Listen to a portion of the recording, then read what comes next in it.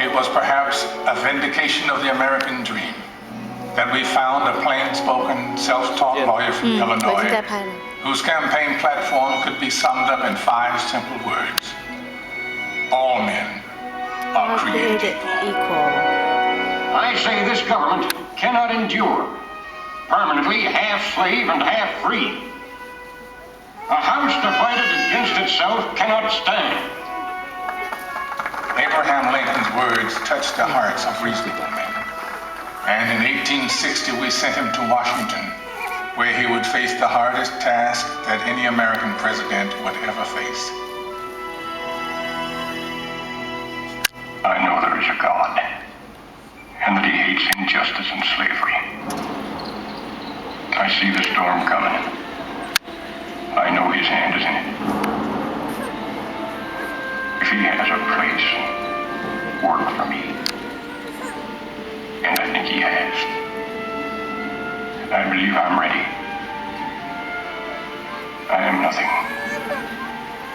But truth is everything.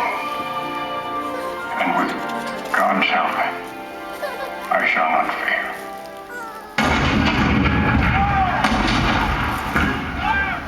April 12, 1861, Fort Sumter. The cannon spoke for war, bitter, violent, and devastating.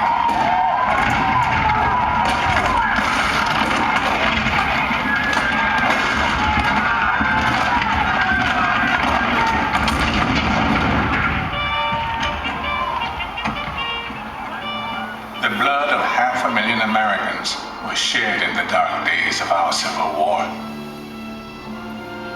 But as the sun rose on a cold November day in 1863, thousands of Americans gathered on the battlefield in Gettysburg to hear President Abraham Lincoln give meaning to our sacrifice.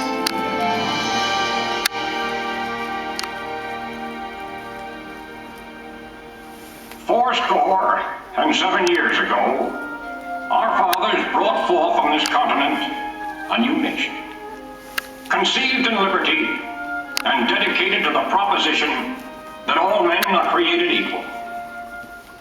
Now we are engaged in a great civil war, testing whether that nation or any nation so conceived and so dedicated can long endure.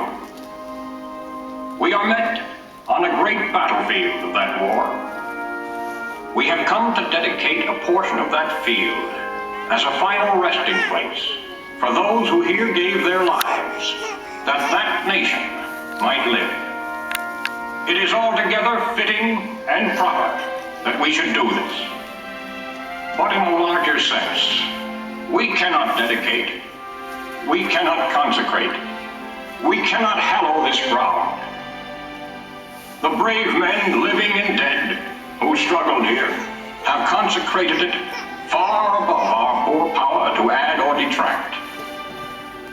The world will little note, nor long remember what we say here, but it can never forget what they did here. It is for us, the living, rather, to be dedicated here to the unfinished work which they who fought here have thus far so nobly advanced. It is rather for us to be here dedicated to the great task remaining before us, that from these honored dead we take increased devotion to that cause for which they gave the last full measure of devotion. That we here highly resolve that these dead shall not have died in vain, that this nation, under God, shall have a new birth of freedom, and that government of the people, by the people, for the people, shall not perish from the earth.